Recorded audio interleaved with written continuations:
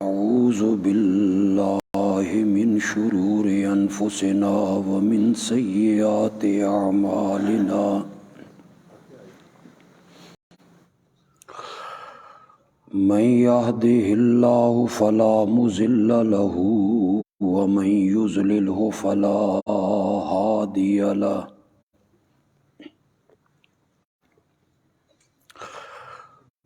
وأشهد أن لا إله إلا الله وحده لا شريك له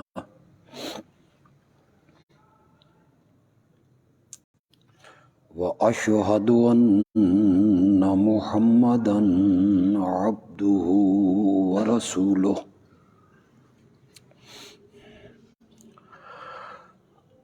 أما بعد فأعوذ بالله من الشيطان الرجيم بسم الله الرحمن الرحيم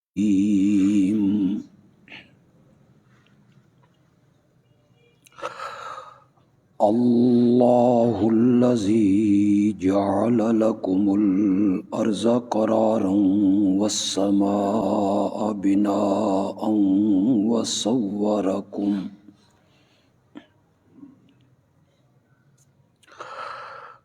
وصوركم فأحسن صوركم ورزقكم من الطيبات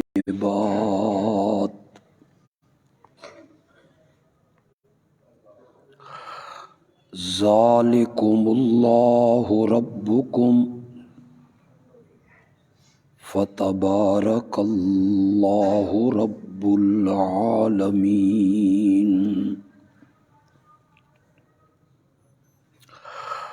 هو الحي لا إله إلا هو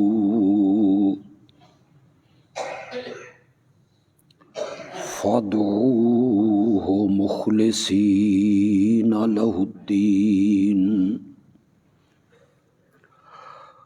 الحمد لله رب العالمين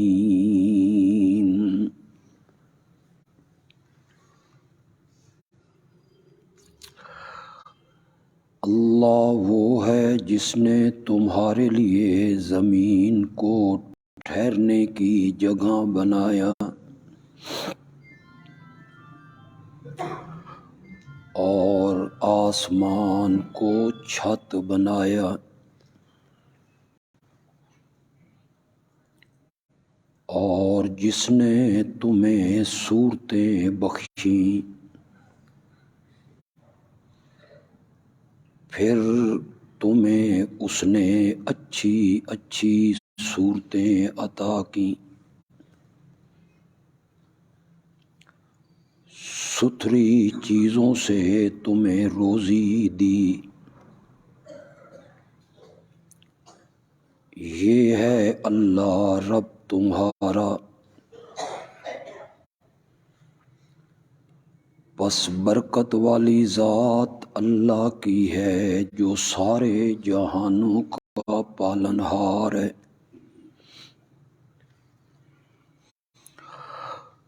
وہی زندہ ہے اس کے سوا الہ کوئی نہیں بس اسی کو پکارو خالص کرنے والے اس کے لیے پکار تمام صفات کارسازی اللہ کے لیے ہیں جو سارے جہانوں کا پالنے والا ہے ان اللہ وملائکتہ یصلون علی النبی یا ایہا الذین آمنوا صلوا علیہ وسلموا صلوا علیہ وسلموا تسلیما اللهم صل على محمد وعلى آل محمد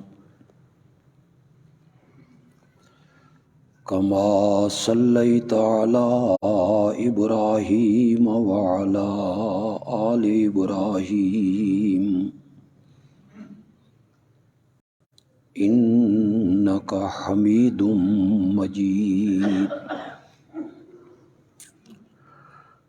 اللهم بارك على محمد وعلى آل محمد كما باركت على إبراهيم وعلى آل إبراهيم إنك حميد مجيد.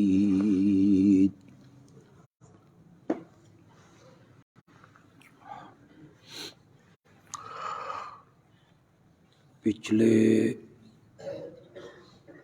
بہت سے خطبات میں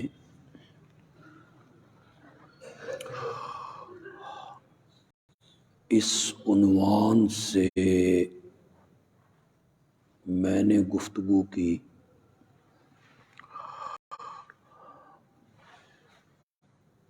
کہ اللہ کی ذات اور اللہ کی صفات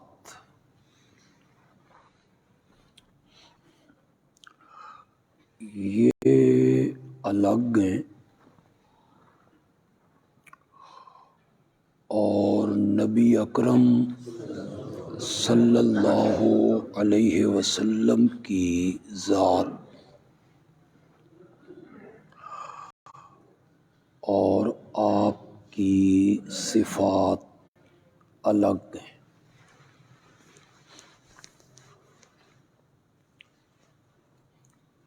ذات میں اور صفات میں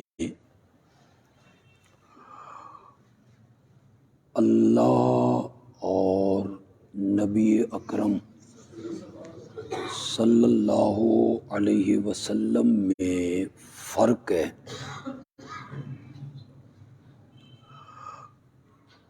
مگر بات دونوں کی ایک ہے.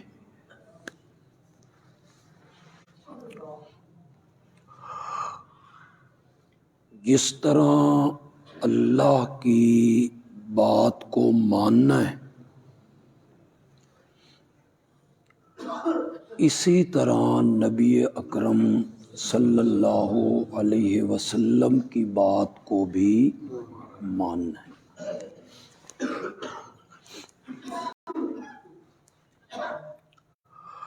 میں نے اس موضوع پر کئی فرق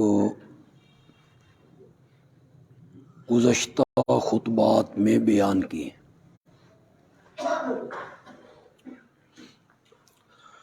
اللہ کو نیند نہیں آتی، اسے اونگ بھی نہیں آتی.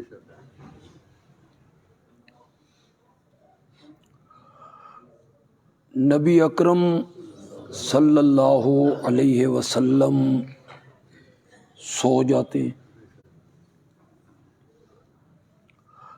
تھک جاتے ہیں، اللہ تھکتا نہیں. لا تأخذہ سنۃ ولا نوم، نیند تو بڑی دور کی بات ہے، اسے اونگ بھی نہیں آتی.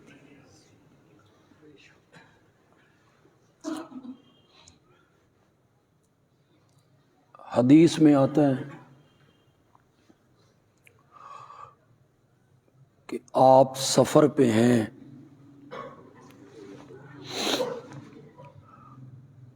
رات ایک جگہ قیام کیا، ٹھہرے، آرام کیا،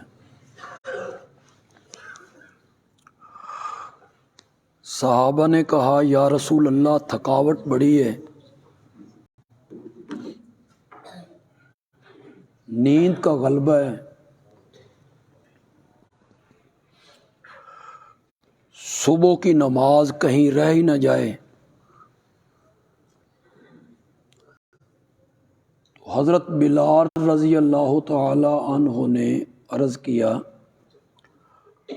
آپ سب سو جائیں، یہ ڈیوٹی صبح کی اذان کی اور جگانے کی میرے ذمے لگا۔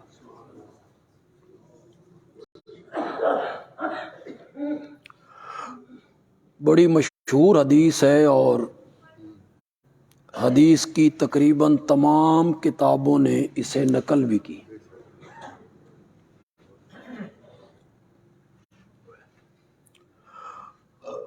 حضرت بلال رضی اللہ تعالی عنہ کہتے ہیں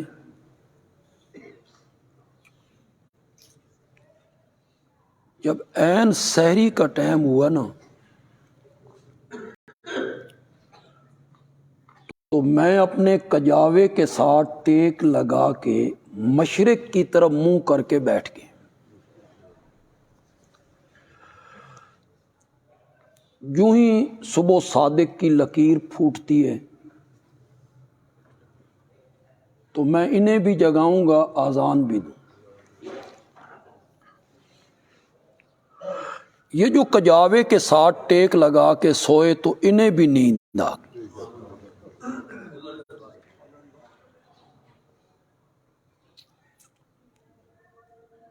سب سوئے ہوئے،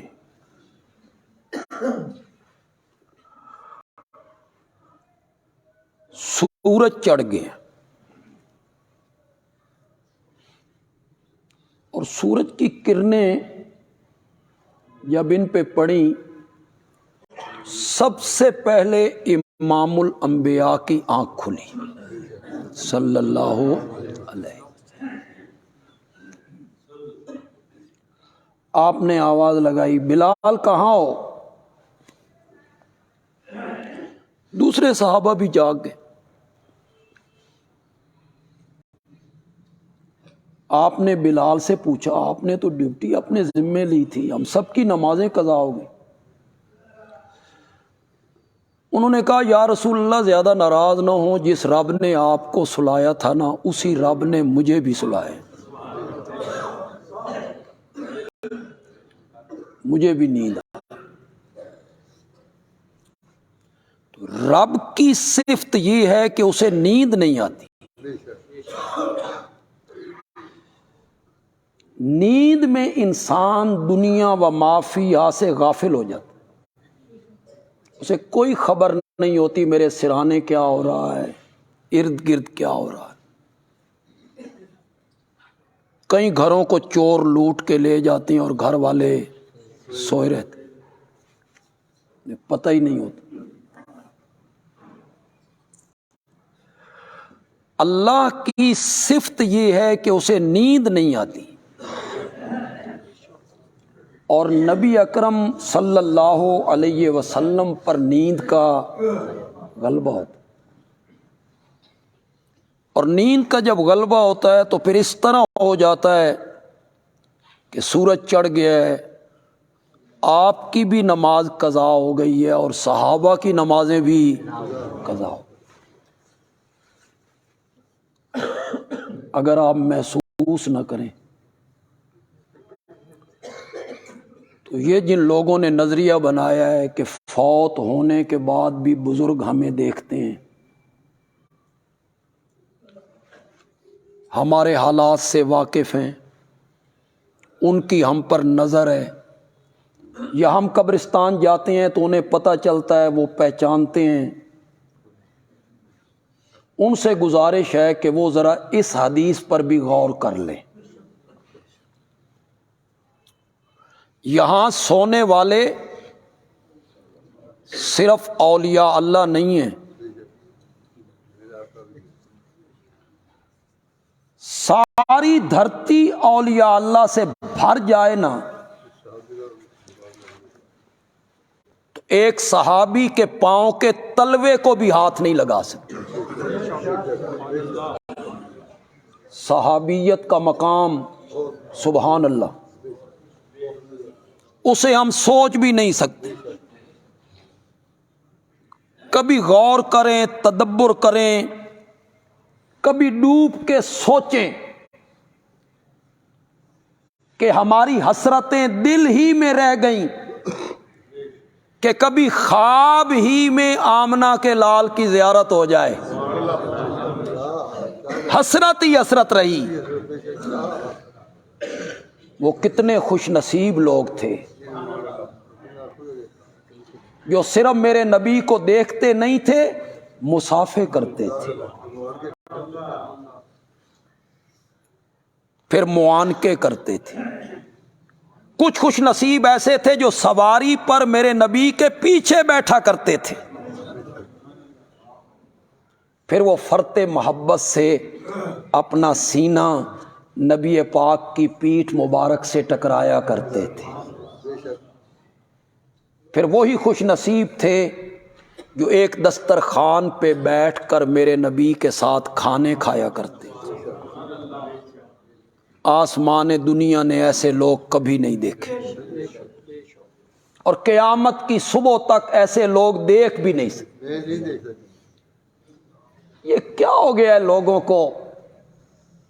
تاریخ کے اوراق میں گم ہو کر وہ ان عظیم ہستیوں کی غلطیوں کی نشاندہیاں کرتے پھرتے،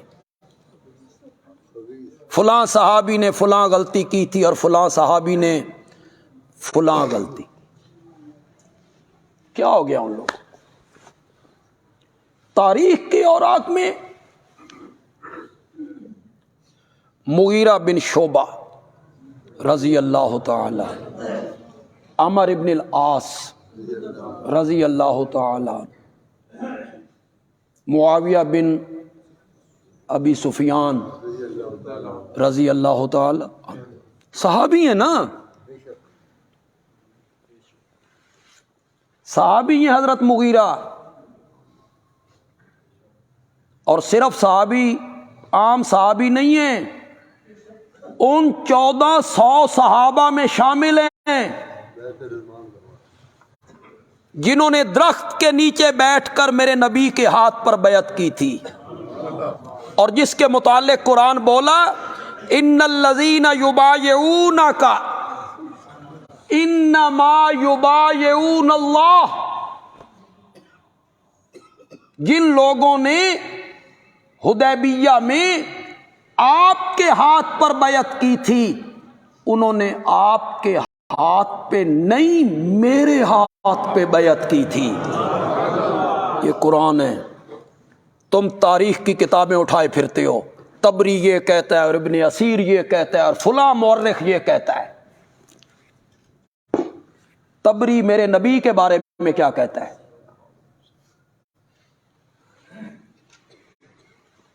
تمہیں سناؤں تو تمہارے پاؤں تلے سے زمین نکل جائے۔ طبری حضرت داؤد کے بارے میں کیا کہتا ہے؟ طبری حضرت یوسف کے بارے میں کیا کہتا ہے؟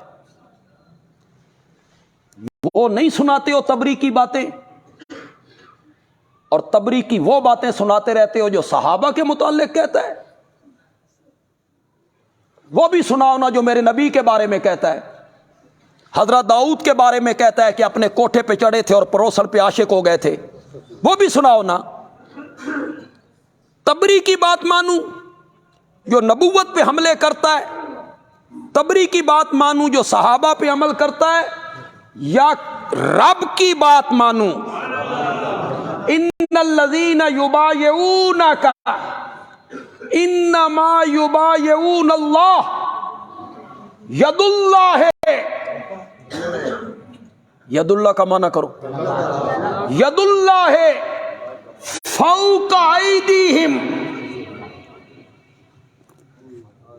جب وہ آپ کے ہاتھ پہ بیعت کر رہے تھے نا، اللہ کہتے ہیں میرا ہاتھ ان کے ہاتھوں کے اوپر تھا۔ تم اس مغیرہ کے متعلق بکواس کرتے ہو، تمہیں شرم نہیں آتی؟ بے حیا آدمی وہ جہلم کا کہتا ہے میں اس زمانے میں ہوتا تو مغیرہ کے خلاف تلوار اٹھاتا. تجھے شرم نہیں آئی یہ بات کہتے ہو؟ میں عمرو بن العاص کے خلاف تلوار اٹھاتا، حضرت مغیرہ کے خلاف تلوار اٹھاتا، حضرت معاویہ کے خلاف میں تلوار اٹھاتا. تو میں اس زمانے میں تو نہیں تھا، تلوار نہیں اٹھا سکا، تو زبان تو کھول سکتا ہوں نا. تو زبان کھولے گا اس شخصیت کے متعلق جس نے درخت کے نیچے بیٹھ کر میرے نبی کے ہاتھ مبارک پر بیعت کی تھی، اس کے متعلق تو زبان کھولے گا جس کے متعلق قرآن نے کہا لقد رضی اللہ عن المؤمنین اذ یبایعونک تحت الشجرہ. تحت الشجرہ کا تو معنی کرو یار، شاباش. لقد راضیہ کا میں کرتا ہوں، راضیہ ماضی کا صیغہ، اس پر قد داخل ہوا، لام تاکید کے لیے آیا، مانا قسم کا بنا. مولا تو انہیں ہی آنکھ دیندا کہ میں ان سے راضی ہو گیا ہوں، تو مولا تو خلاق کائنات ہے، خالق کائنات ہے. رب نے فرمایا نہیں، مجھے اپنی ذات کی قسم ہے، مجھے اپنی صفات کی قسم ہے، مجھے اپنے معبود ہونے کی، الہ ہونے کی، رب ہونے کی، عالم الغیب ہونے کی، خالق مالک رازق محیی ممیت مدبر السمیع العلیم القدیر القادر المالک، مجھے اپنی صفات کی قسم ہے. درخت کے نیچے بیٹھ کر جنہوں نے تیرے ہاتھ پر، جن مومنوں نے تیرے ہاتھ پر بیعت کی تھی، میں ان سے راضی ہو گیا.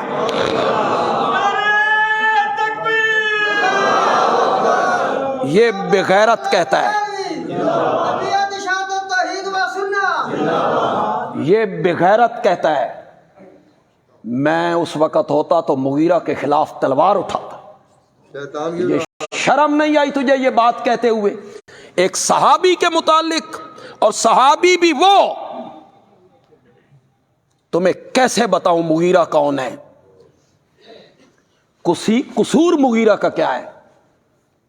انہوں نے حضرت معاویہ کو یہ مشورہ دیا تھا کہ اپنی زندگی میں ولی عہد بنا کے جاؤ.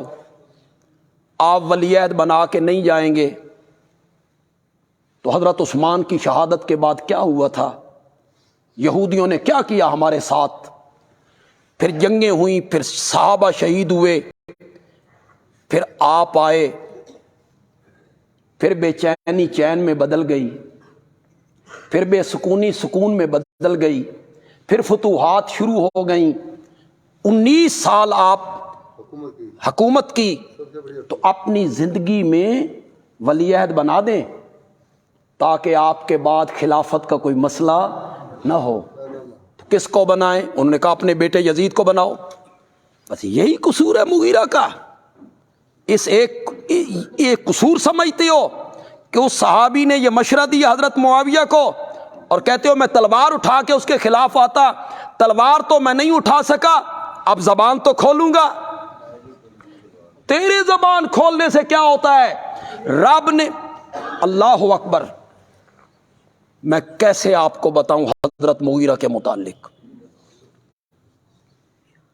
نبی پاک کو قبر منور میں جن صحابہ نے اتارا تھا ان میں ایک مغیرہ بن شعبہ بھی تھا. تو اس کے خلاف تلوار اٹھاتا پھرتا ہے. صرف یہ نہیں، آگے سنو. حضرت مغیرہ کہتے ہیں جب آپ کو لحد میں رکھ دیا گیا اور باقی لوگ باہر نکلے تو میں نے جان بوجھ کے اپنی انگوٹھی قبر میں ڈال دی. پھر میں نے حضرت علی رضی اللہ تعالیٰ عنہ سے کہا میری انگوٹھی گر گئی ہے. انہوں نے کہا اترو، اٹھا لو. حضرت مغیرہ کہتے ہیں اس وقت میں نے نبی پاک کے قدموں مبارک کو چھوا اور پھر میں نے کہا مٹی ڈالو. مٹی ڈالنے لگے. جب میرے घुटनों तक मट्टी आ गई। फिर मैं बाहर निकला और वो कहा करते थे मुझे ये फ़ख्र हासिल है कि नबी पाक से सबसे आखिर में जुदा होने वाला मैं हूँ। तुम उसके मुतालिक बकवास करते हो और अपने आप को सुन्नी कहलाते हो। क्या हम अहले सुन्नत हैं? और अहले सुन्नत बन के लुबादा ओढ़ के नौजवानों को खराब करते फिरते हो। उन 1400 सहाबा में शामिल हैं हजरत मुगीरा, जिन्होंने दरख्त के नीचे बैठकर मेरे नबी के हाथ पर बैत की और जिनको रब ने अपनी रजा की सनद दी। अब अगर कोई कहे कि नहीं, उस वक़्त तो उन पर रब राजी हो गया, शायद उनमें कोई मुनाफिक भी हो। आगे अल्लाह ने कहा फ़आलिमा, अल्लाह ने मालूम किया माफी कुलूबिहिम, जी फ़आलिमा माफी कुलूबिहिम, जो कुछ उनके दिलों में था ये सब कुछ परख के अल्लाह ने रजा की सनद दी थी उनको। वैसे नहीं सुना, अल्लामुल गुयूब जो हुआ। कैसे बताएं आपको, सारी कायनात के औलिया अल्लाह इकट्ठे हो जाएं, एक सहाबी के पांव के तलवों को भी हाथ नहीं लगा सकते। आज टके टके के आदमी अहले सुन्नत कहला के तहकीक के रंग में तुम्हारी तहकीक उठा के जहन्नम के नीचे वाले तबके में न डालूं, ये तहकीक है तुम्हारी। किताबें परख के और किताबें खोल के फलां किताब ने यूं लिखा, फलां किताब ने यूं लिखा, फलां किताब ने यूं लिखा। मैं बार बार पूरे मुल्क में ये आवाज लगा रहा हूं, ओए लोगों, सहाबा किताबी शख्सियात नहीं है। अगला जुमला तुम बोलो, जोर से बोलो यार, जोर से बोलो। सहाबा किताबी शख्सियात नहीं है, सहाबा कुरानी शख्सियात। कुरान ने सहाबा के मुताल्लिक क्या कहा, तुम्हें कैसे बताया जाए कि सहाबी का मकाम क्या है, कैसे तुम्हें समझाऊं मैं। हजरत अब्दुल्ला इब्ने मुबारक रहमतुल्लाह अलैह इमाम आज़म इमाम अबू हनीफा के शागिर्द हैं। मामूली आदमी है।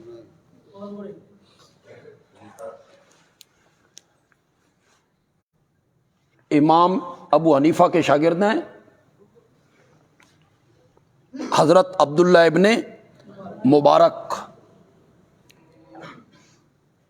इमाम शाफी तो बहुत बाद में आए।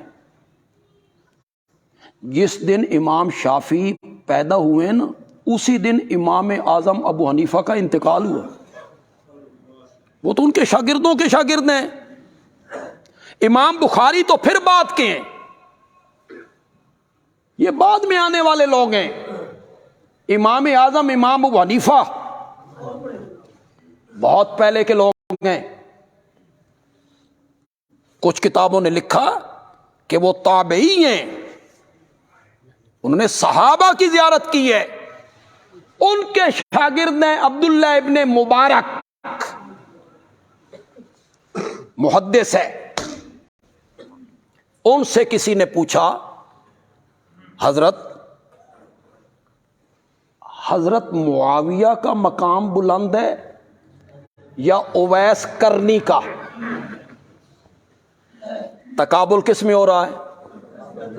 मैं, आज का कोई आलिम, आज का कोई मुफस्सिर मुफक्किर ना, हजरत मुआविया का तकाबुल उवैस करनी, जिसने मेरे नबी का जमाना पाया लेकिन बावजूद वो मेरे नबी की खिदमत में आ नहीं सके। सीनियर ताबीन, ताबीन में बड़ा ऊंचा दर्जा है। میرے نبی نے فرمایا تھا اپنے صحابہ کو اویس کرنی سے ملاقات ہو نا تو اویس کرنی کو میرا پیغام دینا کہ میری امت کے لیے دعا کیا کرے. اب پتہ چلا آپ کو اویس کرنی کیا مقام ہے. اویس کرنی کا صحابہ کی زیارت کی ہے اور میرے آقا نے کہا تھا آگ چھو نہیں سکتی, اللہ اکبر, مس بھی نہیں کر سکتی, من رآنی, جس نے مجھے دیکھا اسے آگ چھو نہیں سکتی, اور را من رآنی, اور جس نے میرے صحابہ کو دیکھا ایمان لایا اسے بھی آگ چھو نہیں سکتی. یہ میں آپ کو اس لیے بتا رہا ہوں تاکہ اگلی بات میں کروں گا تو آپ کے ذہن میں ذرا اہمیت رہے. خیر القرون کرنی, سب سے بہترین زمانہ میرا زمانہ ہے. ثم الذین یلونہم, پھر وہ زمانہ جو اس کے قریب ہے. ثم الذین یلونہم, پھر وہ زمانہ جو اس کے قریب ہے. ثم الذین یلونہم, ثم الذین یلونہم. یہ ثم الذین یلونہم میں ہم کہاں آ گئے بھائی؟ بہت پیچھے آ گئے, بڑا پیچھے آ گئے. سب سے بہترین زمانہ میرا زمانہ ہے, پھر وہ زمانہ جو میرے زمانے کے ساتھ صحابہ کا زمانہ. اویس کرنی نے وہ زمانہ پایا. یا پوچھنے والے نے کہا معاویہ کا مقام بلند ہے یا عمر ابن عبد العزیز کا؟ عمر ابن عبد العزیز کون ہے؟ جنہیں خلیفہ راشد کہا جاتا ہے.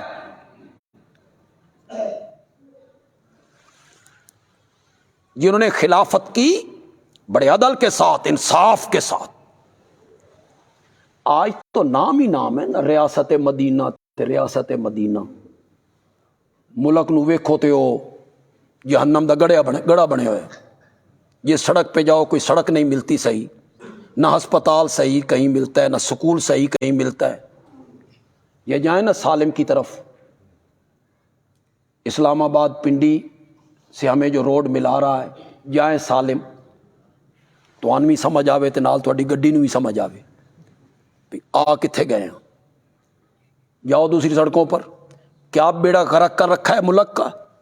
لگے ہوئے جمہوریت بچائی جا رہی ہے. جمہوریت, جمہوریت کون سی ہے بھائی؟ جمہوریت یہ ہے بھائی چچا ایک پارٹی میں ہو, بھتیجا دوسری پارٹی میں ہو, وہ آئے تو تب عیش کریں, یہ آئے تو تب عیش کریں. جن آپ میں سے جن کو جمہوریت کا ہیضہ ہوا ہے نا, وہ اگر ناراض نہ ہو تو میں ایک بات کہنا چاہتا ہوں. ملک میں ترقیاتی جتنے کام ہوئے ہیں وہ ماشاء اللہ کے دور میں ہوئے. جاؤ مشرف کے دور میں ہوئے, جنرل ضیاء الحق کے دور میں ہوئے. سڑکیں بنی, نالیاں بنی, سولگیں بنی, گٹر بنے, سکول بنے, ڈسپنسریاں بنی. کیوں؟ ان کی مجبوری ہوتی تھی بلدیاتی الیکشن کروانا, سیاسی لوگ نکالنا. بلدیاتی الیکشن کروا دیے, چیئرمین بن گئے, میئر بن گئے, پھر کونسلر بن گئے, پھر گرانٹیں آ گئیں, پھر یہ سب کچھ بنتا رہا. یہ جو سیاسی دور پیچھے گزرا ہے 15-16 سال, کہاں تھے بلدیاتی الیکشن؟ یہ کہتے تھے کونسلر کیوں خان ہو, اسی تھوڑے ہوں. قومی اسمبلی کے ممبر, صوبائی اسمبلی کے ممبر, کیا کیا ہے قومی اسمبلی کے ممبروں نے سرگودا کے لیے؟ کیا کیا ہے صوبائی ممبران نے سرگودا کے لیے؟ تم دارالحکومت اسلام آباد سے جو ہمارے شہر کو ملانے والی سڑک ہے تم اسے نہیں بنوا سکے. کبھی تنہائی میں بیٹھ کے غور کیا کرو تم نے کیا کیا ہے. تم نے تو یہاں کھڑے ہو کے وعدہ کیا تھا کہ ہم سرگودا کو موٹر وے دیں گے. کہاں موٹر وے؟ تم نے تو موٹر وے کا راستہ تباہ کر کے رکھ دیا. موٹر وے پہ چڑھتے چڑھتے ہمیں 1.25 گھنٹے لگ جاتے ہیں. کبھی ہم کسی لنک روڈ پہ چڑھتے ہیں, کبھی کسی لنک روڈ پہ جا کے چڑھتے ہیں. جمہوریت جمہوریت کا راگ الاپتے رہتے ہو. سنو کیا ہوتی ہے ریاست مدینہ. عمر ابن عبدالعزیز عید کی نماز پڑھا کے گھر آئے، دستک دی، بیٹیوں نے دروازہ کھولا، بیٹیوں نے منہ پہ کپڑا رکھ لی، انہوں نے اپنی اہلیہ سے پوچھا کیا بات ہے، میں آیا ہوں، تو بیٹیوں نے دروازہ کھولنے کے بعد اپنے منہ پہ کپڑا رکھ لیا ہے۔ اہلیہ نے کہا آج گھر میں کھانے کے لیے کچھ نہیں تھا، آج آپ کی بیٹیوں نے پیاز سے کھانا کھایا ہے، وہ چاہتی تھی کہ پیاز کی بو ہمارے بابا تک نہ پہنچے، اسے کہتے ہیں جناب ریاست مدینہ، تم نے ہمیں لولی پاپ دے رکھا ہے، چوسنی ہمارے منہ میں ڈال دیتے ہو، ہم بھی بڑے پاگل ہیں، چوسنی۔ جب الیکشن آتا ہے ایک طبقہ کہتا ہے ہمیں ووٹ دو ہم اسلام لے کے آئیں گے، انہیں اسلام والی چوسنی ساڑھے منہ تنی، ہم اسے چوسنے لگ گئے۔ دوسرا آیا اسا کہ میں تبدیلی لے کے آؤں گا، اس تبدیلی والی چوسنی۔ اب آ گئی آزادی، حقیقی آزادی، وہ پتہ نہیں حقیقی آزادی کیا ہوتی ہے، چوسنیاں دیتے رہتے ہو، قوم کو پاگل بناتے ہو۔ مخلص بندہ وہی ہوگا جو عوام کے لیے مخلص ہو۔ عمر ابن عبدالعزیز اور معاویہ تقابل ہو رہا ہے، کس سے پوچھا جا رہا ہے؟ عبداللہ ابن مبارک سے۔ عبداللہ ابن مبارک کس کے شاگرد ہیں؟ بولو بولو، پکا لو اسے پکا لو۔ امام اعظم ابو حنیفہ کے اویس کرنی کا مقام بلند ہے یا معاویہ کا؟ عبداللہ ابن مبارک نے سوال سنا اور فرمایا الغبار الذی دخل فی انف فرس معاویہ خیر من اویس کرنی۔ معاویہ جس گھوڑے پر بیٹھ کر جہاد کرتا تھا، نبی پاک کے ساتھ سفر کرتا تھا، اس گھوڑے کے قدموں کے نیچے سے الغبارو، وہ جو دھول اڑتی تھی معاویہ کے ناک میں، نانا فی انف فرس معاویہ، معاویہ کے گھوڑے کے ناک میں جو دھول اور غبار جم جایا کرتا تھا، وہ غبار بھی اویس کرنی سے 1000 درجہ بہتر ہے۔ اب آپ کو پتہ چلا، اب آپ کو پتہ چلا، اب آپ کو پتہ چلا صحابی کا مقام کیا ہے۔ یوں ہی کتابیں کھول کے بیٹھ جاتے ہو اور پھر بھونکنے لگ جاتے ہو، جو منہ میں آتا ہے بکتے چلے جاتے ہو۔ میرا ہم اثر مجھ پہ تنقید کرے، بنتا ہے کرے، میں بزرگوں پہ تنقید کروں نہیں بنتا، میرا ہم اثر مجھ پہ تنقید کرے، اور میں صحابہ کی غلطیاں گنواؤں، واہ، میں کہوں میں اس وقت ہوتا نا تو مغیرہ اور معاویہ کے خلاف تلوار سونت کے آ جاتا۔ صلح حدیبیہ تھا، مشرکین کا نمائندہ آیا، میرے نبی سے گفتگو کر رہا ہے، مغیرہ میرے نبی کی پیٹھ کے پیچھے تلوار لے کے کھڑا، جس مغیرہ کے خلاف تو نے تلوار اٹھانی تھی، وہ مغیرہ میرے نبی کے پیچھے کھڑا ہے، تلوار ہاتھ میں، حفاظت میں کھڑا ہے۔ مشرکین کا نمائندہ بار بار میرے نبی کی داڑھی مبارک کی طرف ہاتھ بڑھاتا، یہاں ہاتھ رکھ کے بات کرتا، ایک دفعہ، دو دفعہ، تیسری دفعہ اس نے ہاتھ بڑھایا نا، حضرت مغیرہ نے کہا ہاتھ پیچھے کر لے، تو سفیر ہے، میں تیرا لحاظ کر رہا ہوں، اگر تو نے آئندہ میرے نبی کے چہرے کی طرف ہاتھ بڑھایا نا تو میں اس تلوار سے تیرے ہاتھ قلم کر کے رکھ دوں۔ وہ مغیرہ میرے نبی کے دشمنوں کے ہاتھ قلم کرنا چاہتا ہے، اور تو بے شرم کہتا ہے میں اس وقت ہوتا تو میں اس مغیرہ کے خلاف تلوار اٹھاتا۔ تو چلو میں اس وقت تو نہیں تھا، اب میں اس وقت میں نے تلوار نہیں اٹھائی تو میں زبان تو کھول سکتا ہوں نا۔ تو کیوں زبان کھول سکتا ہے؟ کس حیثیت سے تو نے حضرت مغیرہ کے خلاف زبان کھولنی ہے؟ کس حیثیت سے تو نے حضرت معاویہ کے خلاف زبان کھولنی ہے؟ کس حیثیت سے تو نے حضرت عمر ابن العاص کے خلاف تلوار سونتنی ہے اور زبان کھولنی ہے؟ کس حیثیت سے کھولنی ہے؟ حضرت عمر ابن العاص جس کے خلاف یہ شریف آدمی تلوار سونتنے کی بات کرتا ہے، تمہیں پتہ ہے وہ کون ہے؟ فاتح مصر ہے۔ مصر فتح کر کے دی، مصر کا وہ گورنر ہے۔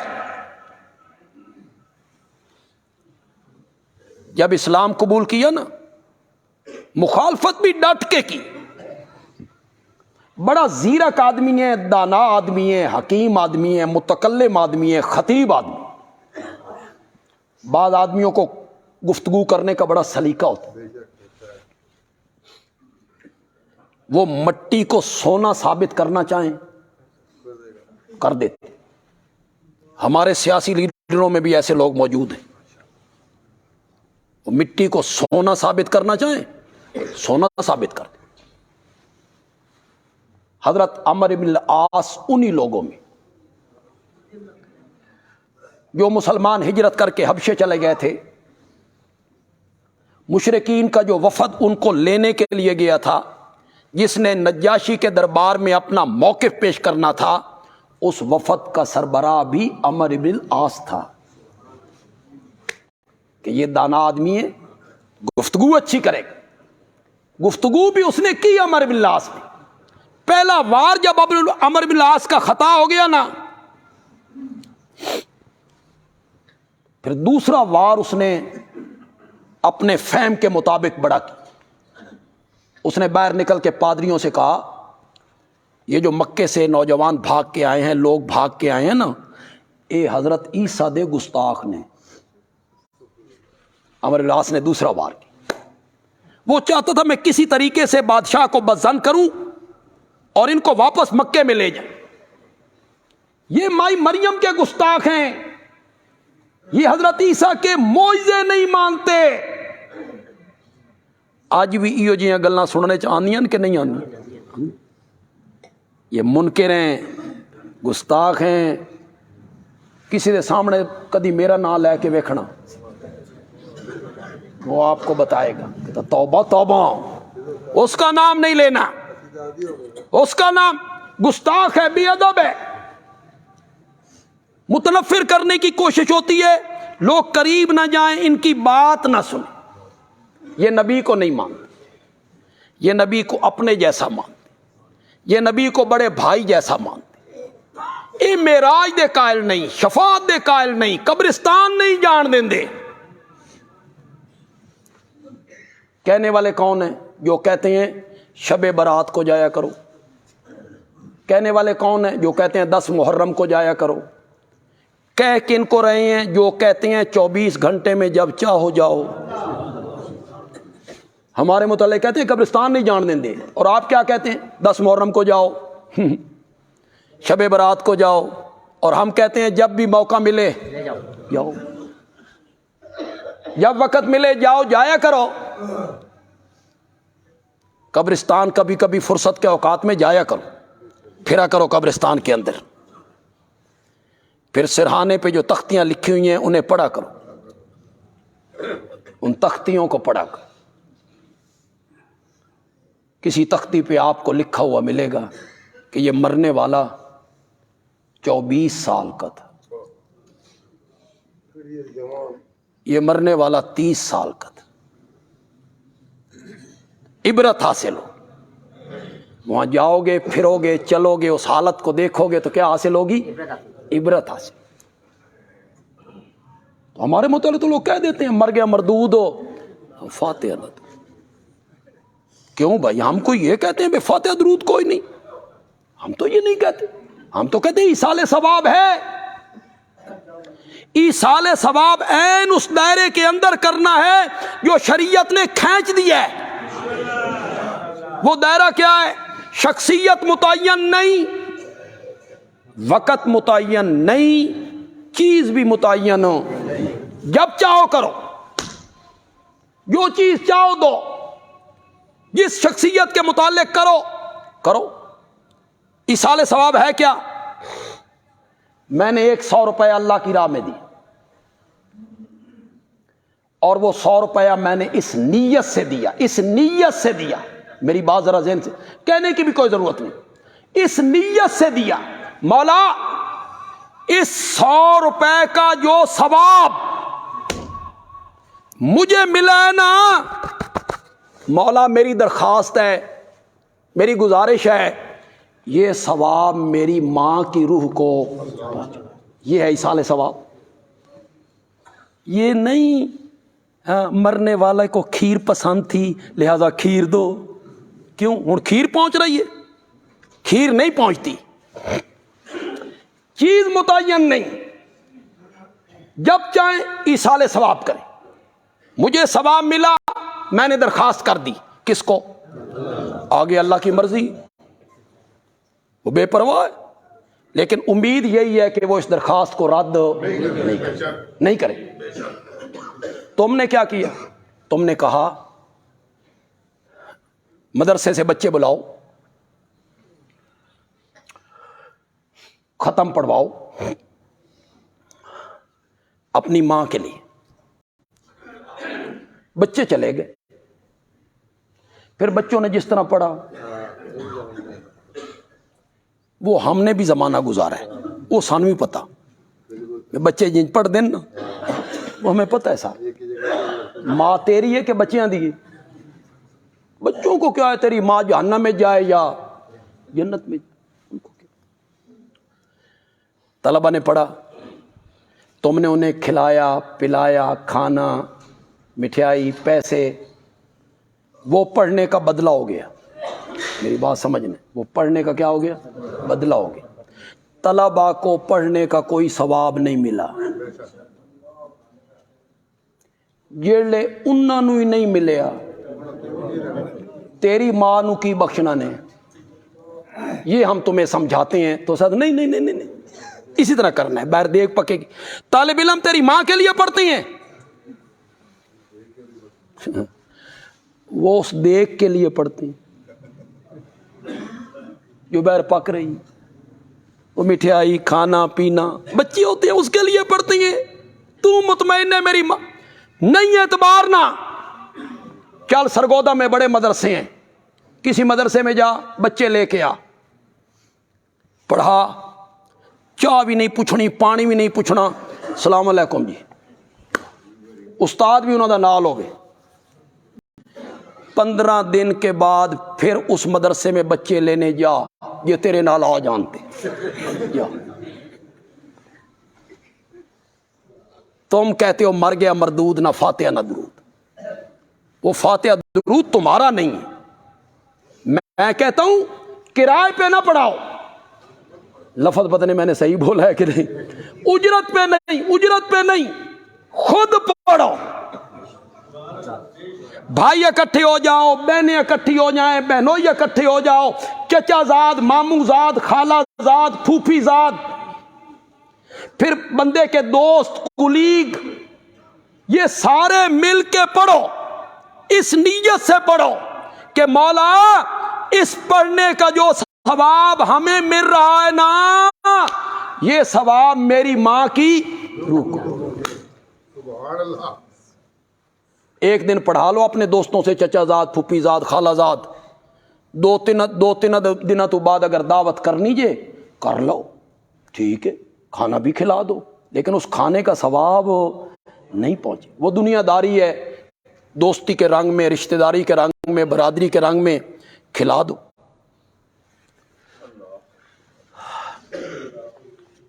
عمرو بن العاص نے دوسرا وار کیا، یہ حضرت عیسیٰ کو نہیں مانتے، یہ مائی مریم کے گستاخ ہیں۔ بادشاہ نے پھر طلب کر لی، آ جاؤ۔ مسلمانوں کے وفد کا سربراہ کون ہے؟ جعفر طیار۔ عمر کتنی ہے؟ 18-20 سال۔ یہ ترجمان ہے مسلمانوں کا۔ بادشاہ نے کہا سنیا تسی حضرت عیسیٰ نو نہیں مندے، مائی مریم کے تم گستاخ ہو۔ حضرت جعفر طیار کہتے ہیں سورت مریم نئی نئی اتری تھی، میں نے دربار میں کھڑے ہو کے سورت مریم کی تلاوت شروع کی، بادشاہ بھی رونے لگ گیا، جتنے پادری ان کے احبار روبان درویش موجود تھے سب کی آنکھوں سے آنسو جاری ہو گئے۔ میں نے تلاوت ختم کی، نجاشی نے ایک تنکا زمین سے اٹھایا اور اٹھا کے کہتا ہے مجھے عیسیٰ کے رب کی قسم ہے، اس نوجوان نے حضرت عیسیٰ کے متعلق جو کچھ کہا ہے، حضرت عیسیٰ اس تنکے کے برابر بھی اس سے بڑا نہیں ہے، اس سے زیادہ نہیں۔ عمرو بن العاص فاتح مصر ہیں، اور یہ کہتا ہے میں اس وقت ہوتا تو عمرو بن العاص کے خلاف تلوار اٹھا لے۔ عمرو بن العاص نے تو مصر فتح کر کے دی ہے۔ سعد ابن ابی وقاص رضی اللہ تعالیٰ عنہ یکی از عشرہ مبشرہ، ان 10 صحابہ میں شامل ہیں جنہیں میرے نبی نے نام لے کے جنت کی بشارت دی۔ اور سعد ابن ابی وقاص نے تمہیں ایران فتح کر کے دیا تھا، وہ فاتح ایران ہے، اور عمرو بن العاص جو ہے یہ فاتح مصر ہے۔ درس قرآن انشاءاللہ حافظ قرآن کو ترجمہ پڑھنا چاہیے یا نہیں؟ لازماً پڑھنا چاہیے، ترجمہ پڑھنا چاہیے۔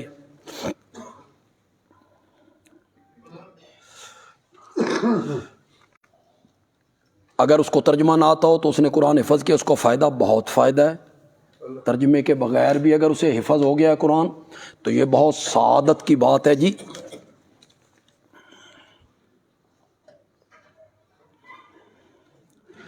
شرط لگا کے کوئی بات نہ کیا کرو، وہ جوئے کے زمرے میں آ جاتی ہے جی۔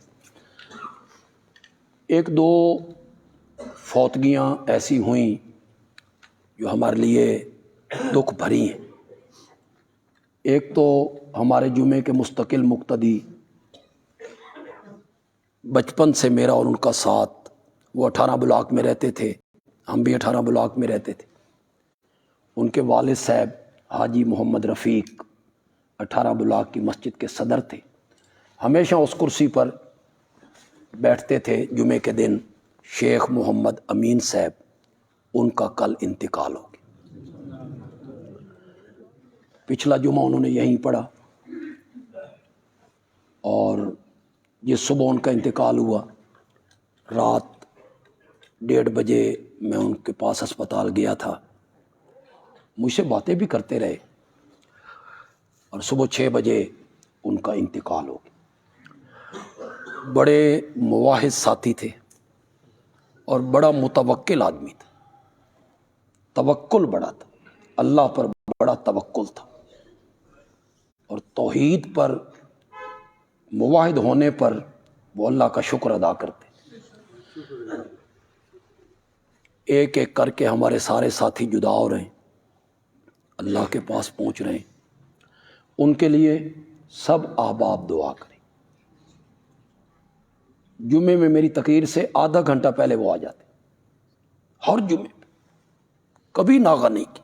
ہاں سفر پہ ہو تو الگ بات ہے، آتے بھی نیو سرلا ٹاؤن سے، قریب بھی نہیں رہتے۔ اللہ ان کی مغفرت فرمائے، اللہ ان کے درجات بلند کرے۔ کوتاہیاں تو ہر بندے سے ہوتی ہیں، غفلتیں، گناہ، اللہ کوتاہیوں سے درگزر فرما، غفلتوں سے، گناہوں سے جو ان سے سرزد ہوئیں، اللہ انہیں معاف کر کے رحمت کا معاملہ کر۔ اصل زندگی آخرت کی ہے، ایک انجان سفر ہے، لے جانے والے فرشتے ہیں، پتہ نہیں کیا منظر ہوتا ہوگا۔ اللہ وہاں پیار کا معاملہ کرے، ہم سب کے ساتھ یہی معاملہ، اللہ کرے ہم سب کے ساتھ یہی معاملہ، اللہ مہربانی کا معاملہ کرے، شفقت کا معاملہ۔ میں نے کئی مرتبہ آپ کو سنایا کہ ایک مرتبہ سعودی عرب میں تھے، مدینے میں، بڑی سخت چیکنگ ہو رہی تھی گاڑیوں کی، لوگوں کی۔ ہمارے ویزا اور پاسپورٹ سب گھر میں تھے، ہم خالی تھے، کار میں تھے، بڑے پریشان ہوئے۔ یہ شرطے وغیرہ سنتے بھی کوئی نہیں، تو کیا بنے گا؟ تو ایک ایک گاڑی کو چیک کر رہے ہیں۔ جو ہماری گاڑی پہنچی، انہوں نے ہمیں دیکھا تو اس نے اشارہ کیا۔ میں نے کہا کل قیامت کے دن سبحان اللہ، اللہ کے دربار میں پہنچیں، حساب کتاب ہو رہا ہو، ہماری باری آئے تو اللہ کہیں چلو، اصل وہی کامیابی اللہ ہمارے حصے میں کر، اللہ ہمارے حصے میں، ورنہ منزل بڑی مشکل ہے، قبر کی منزل بڑی مشکل ہے۔ کبھی کبھی تنہائی میں بیٹھ کے مراقبہ موت کیا کرو، مراقبہ موت اسے کہتے، یعنی تصور میں یوں سمجھا کرو کہ میں مر گیا ہوں،